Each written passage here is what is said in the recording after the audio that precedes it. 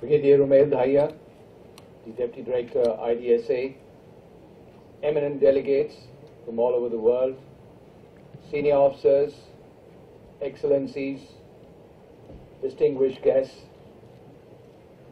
members of the media, ladies and gentlemen.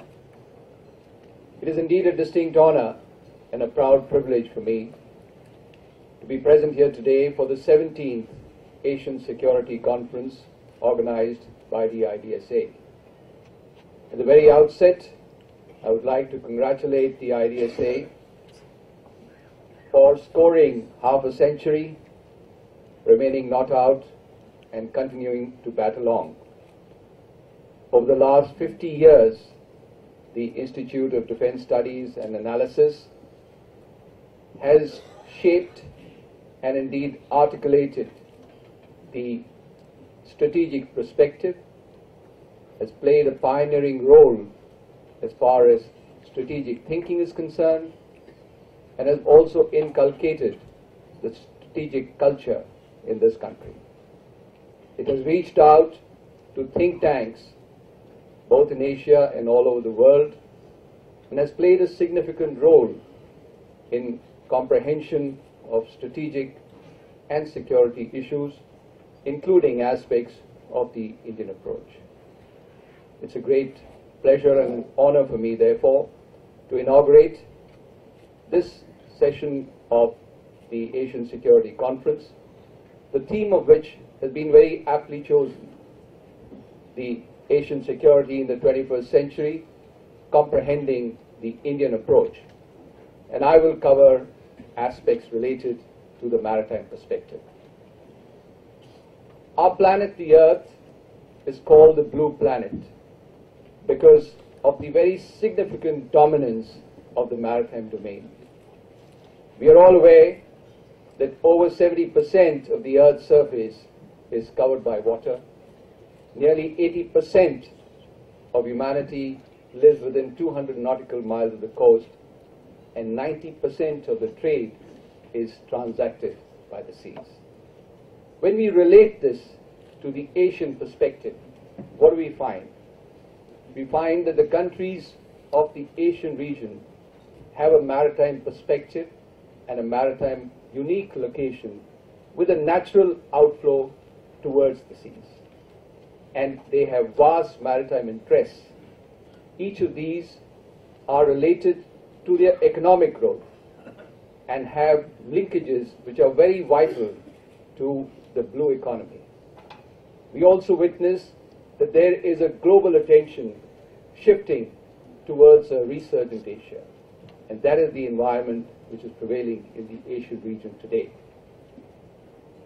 The seas around Asia have been the vortex of intense maritime activity over centuries. The seas have been a unifying factor in history and have resulted in movement and spread of religion, culture, and trade across the entire region. The Indus Valley civilization, which existed in the western part of India, dates back to 3300 BC. Even today in India, we have dry docks at Lothal in Gujarat, which date back to 2200 BC. And it is from these ports that seafarers sailed to distant lands of Mesopotamia, ancient Egypt, and east coast of Africa to spread trade and cultural links. On the eastern shores of India, we had the seafaring kingdoms of the Kalingas, the Cholas, Pandyas, and the Cheryas, who sailed off again to spread cultural and trade links with many countries which are part of Southeast Asia today. And it's not surprising to find India's cultural heritage even present today in some of these Southeast Asian countries. This was also the period where we saw great amount of trade and prosperity among the Asian nations. Today, in the last few decades, we have witnessed a resurgence in the whole of Asia. Currently, 3 of the top 4 economies in the world are Asian. The countries of Asia are home to nearly 2/3 of the entire human population in the world. It also has the concentration of the largest military forces in the world. And what more, the seas around and the Asian region is very rich both in oil as well as minerals, and can virtually be called the energy heartland, both in terms of supply as well as in demand. We also have an aspect that the drivers of global economy are steadily but slowly shifting from the West to Asia. The Indian Ocean region itself, which is the third largest water body in the world, covering an area of 68.5 million square kilometers, has emerged as the world's global economic highway. 66% of the world's oil, 50% of the world's container traffic, 33% of the world's cargo traffic passes through the waters of the Indian Ocean.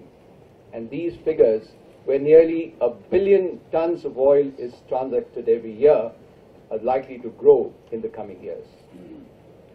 The Indian Ocean is also unique when compared to the other two larger water bodies of Pacific and the Atlantic. As we are all aware, it is virtually landlocked on 3 sides, and the entry and exit is largely from the south, or indeed from the choke point, the Strait of Bab el-Mandeb, the Strait of Hormuz, the Strait of Malacca, Lombok and Sunda. Another unique factor is that 80% of the oil and trade which emanates in the Indian Ocean region is largely extra-regional in nature. When we compare this with the figures of Atlantic and Pacific, we find that the figures are just about reversed. What are the implications? This implies that if there is any disruption in the free flow of oil or trade through this region, it will have a detrimental impact not just on the economies of the region, but the global economies as well. It is evident, therefore, that the seas around us are gaining newfound importance as each day goes by. And I have no doubt that the current century is the century of the seas.